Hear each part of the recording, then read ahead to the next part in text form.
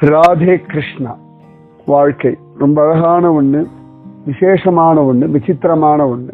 இந்த வாழ்க்கையில முக்கியமா நமக்கு பழகிக்க வேண்டியதும் வர வேண்டியதும் ஒரே ஒரு குணம் தான், வருவதை ஏற்றுக்கொள்ளுதல், அக்செப்டன்ஸ் அப்படின்னு சொல்லுவோம்.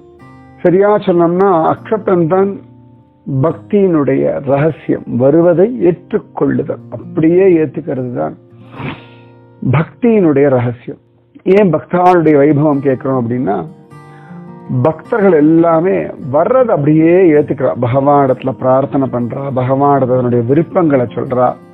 ஆனா பகவான் தனக்கு எது நல்லதோ அதை பண்றான் அப்படின்றதுல ரொம்ப தீர்மானமான ஒரு நம்பிக்கை எல்லாருக்குமே இருக்கும் பக்தாளுக்கு. அதுல மீரா நிஜமாவே அவ்வளவு சிரேஷ்டமானவள். அதனாலதானே ஒரு 5 நூற்றாண்டுகள் கழிச்சு கூட மீராவை பத்தி பேசிட்டு இருக்கோம், காலம் கடந்தவளை பத்தி பேசிட்டு இருக்கோம்.